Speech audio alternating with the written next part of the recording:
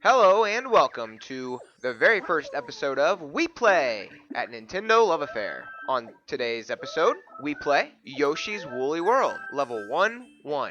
Yoshi's Woolly World is a platformer released for the Nintendo Wii U, published by Nintendo and developed by Goodfeel Games.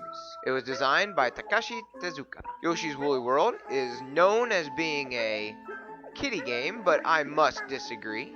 In order to beat the game, it might be a tad easier than most platformers put out by Nintendo. It is certainly not quite as difficult as the Mario games, but it still has its own challenges. As you can see, level 1-1 is really not too difficult at all, but that is traditional for Nintendo games. That is the traditional way to do it. Level 1-1 is simply the in-game tutorial. This is where you learn the mechanics of how to play. This is where you kind of figure out what the rules of the game are going to be. As you can see, there's already an introduction to some hidden areas. That's one thing that's key to Yoshi's Woolly World. There are a lot of hidden areas, and if you're going to 100% the game, you're going to need to figure them all out. In Yoshi's Woolly World, you have many things you need to find in order to 100% the game. You need to find rolls of yarn, you need to find flowers, and you need to find stamps. There are 5 flowers to find in each level. There are 5 rolls of yarn to find in each level. There are always 20 stamps per level to find, and to do that you need to collect all of the sequins, because within every so many sequins there is a stamp icon. So you need to find them all in order to get them all. And the other thing you need to do, the other objective,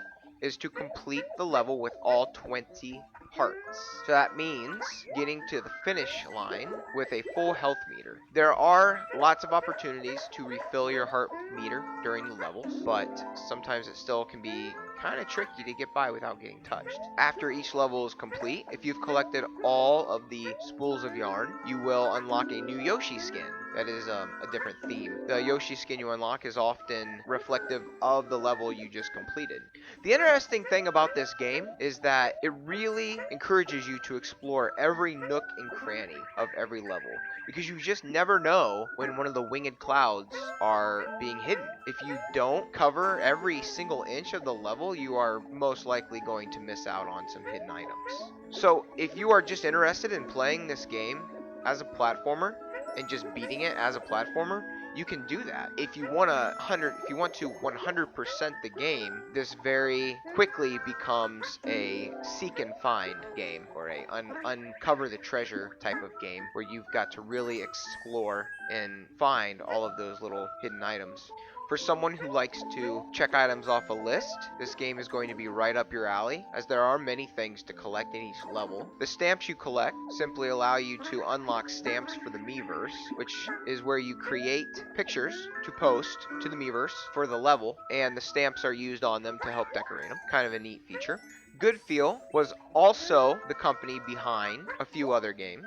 Most recently, Street Pass Zombies, Mario and Luigi Dream Team, Street Pass Squad, all on the 3DS. They've also created We Play Motion, 2 mini games in that on the Wii.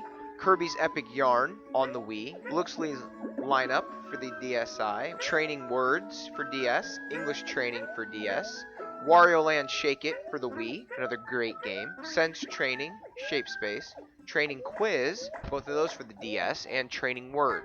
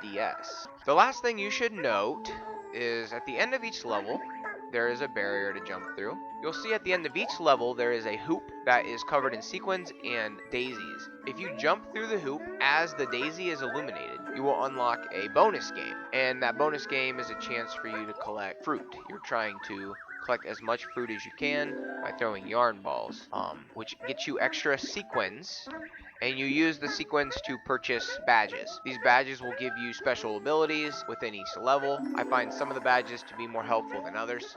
My favorite being the Make All Yarn Balls Big badge, because in the game, large yarn balls are more useful. You can throw them and they will cover a lot more. They can also be used when you ricochet. They have a lot more ricochet potential. They're able to bounce off the wall many more times. That is it for Yoshi's Woolly World, Level 1-1. Join us next time as we play Yoshi's Woolly World, Level 2-2. That's it for Level 1-1 on this episode of We Play. Thanks for viewing on the Nintendo Love Affair channel. Subscribe and like if you want more great Nintendo content. We have other shows such as We Chat About, where we discuss issues in Nintendo, games, and different articles. And we have the Nintendo News Week every Saturday morning. Get your top Nintendo headlines delivered straight to you. If you want daily news updates, follow us on Twitter at NinLoveAffair. That's N-I-N Love Affair. If you're on Facebook, we're on there too. Facebook.com/Nintendo Love Affair. Thanks for watching.